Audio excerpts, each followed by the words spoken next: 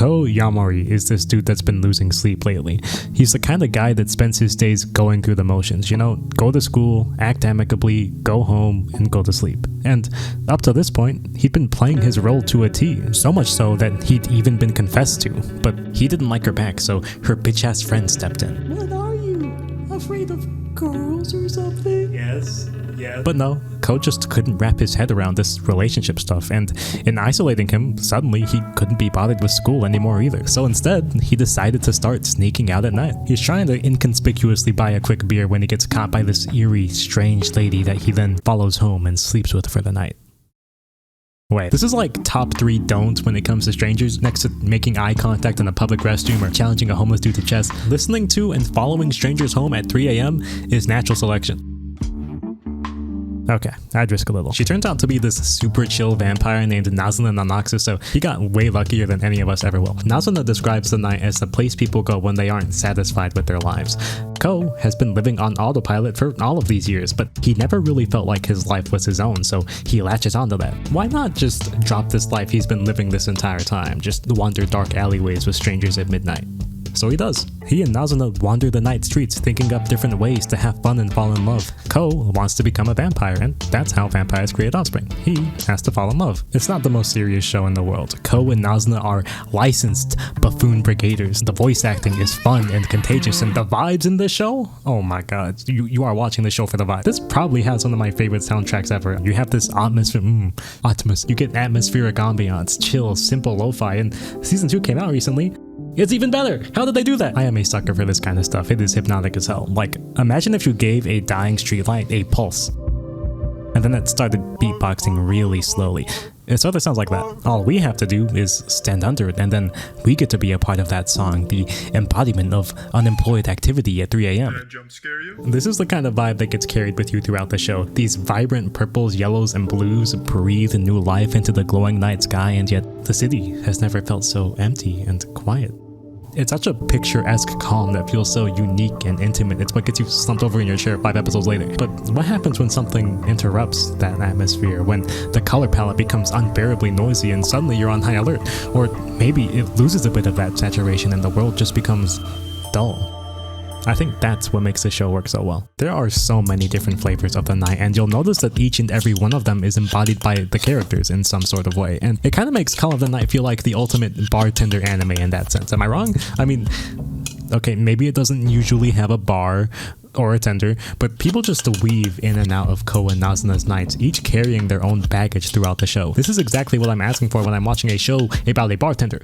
Why are we chasing the fucking glass of God? Just let people gather around and share their stories or something. I don't know. That's what sounds like a good time to me. And what I love about Call of the Night is that it's more than willing to listen. You've got this businesswoman, Kiyosumi, who gets dragged along for drinks she doesn't want with a boss she doesn't like and coworkers she has to pretend to have fun with. You've heard this before. The fronting game of salary workers is elite, but just like Ko or you or me, she'd much rather throw it away and just disappear into the night where she's free to decide how she spends her time and who she spends it with. But she doesn't. She can't, because she's an adult, because the job she works with the people she hates is what the real world looks like to her, and without having anyone to just lean on or vent to, isolation begins to creep in. Honda is another favorite of mine from back when I used to play Need for Speed. She's a girl that spends her days trapped in the hospital because she low-rolled the shit out of her immune system. She can never hold a promise, can never make plans, she can hardly survive getting outside to hang out with her friends. It's a fragile existence, and one that makes her all the more grateful for the friends that stay and wait for her and a family that pays for her, but she spent her entire life chained to that same bed, and the last thing she wanted to do is be a burden, so she shrinks. Don't cause trouble, just go with the flow. Over and over, she leaves her wants, needs, and boundaries to play second fiddle, but that doesn't make them go away. It just makes them mad. That's when it becomes something dangerous, when friendships become obligation, when the smallest slights become damnation, and loneliness becomes resentment. That one's my personal favorite. These are the stories that make this show feel so alive. People like Kiyosumi or Honda fade into the night sky by the episode, and yet as fleeting a presence as they are in the show, their stories are not rare. Maybe you are just as burnt out on school as Ko. Maybe your job just super sucks. Maybe you hate your wife and kid and ran off with a vampire hottie. All of these things are Most of these things are valid. And I think that's what makes Call of the Night hit. There's this quiet camaraderie that's just built into the streets. You see this dead-eyed stare of the salary worker headed back to the office, and you want nothing more than to keep her here in the fucking idiot zone, because it's where everything feels freer and lighter and fun. That's what makes becoming a vampire such an allure. You literally get to fade from the world as you know it. You don't have to be responsible or keep up appearances. Your body isn't even made of glass anymore. This is the ultimate fucking van lifer propaganda. And this economy? And I get a vampire girlfriend?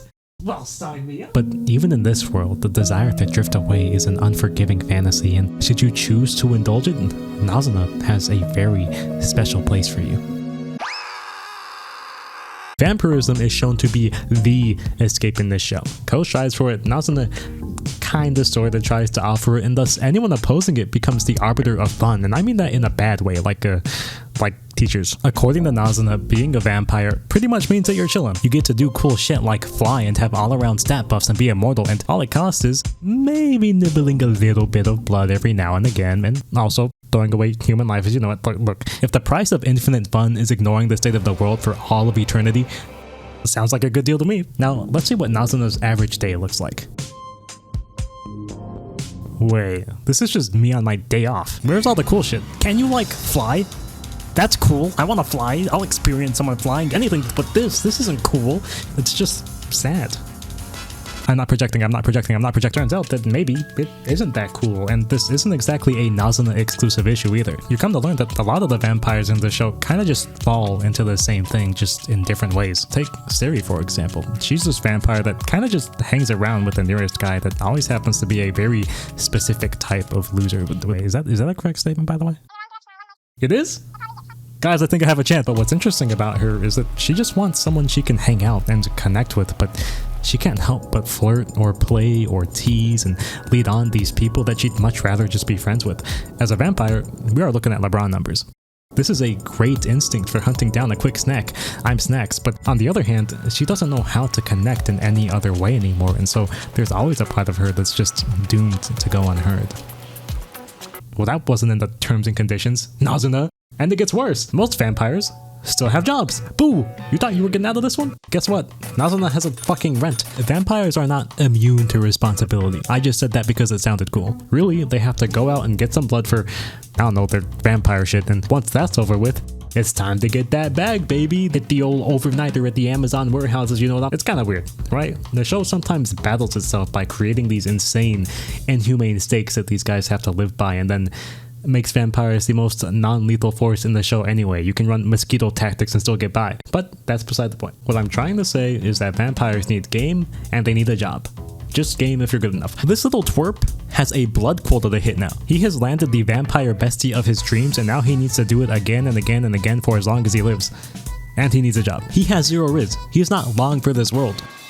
He didn't really escape from responsibility so much as he just stumbled into new ones, which is kind of just how it goes sometimes, you know? Everyone that's hanging around out here is still figuring it out, and I think that's what makes Call of the Night work so well. I think we've all felt out of place at some point. I think we've all felt lost in one way or the other, and I don't think being a vampire is going to change that, because school is still dull and boring, because work still sucks, and because dealing with the noise of responsibility is the very definition of draining.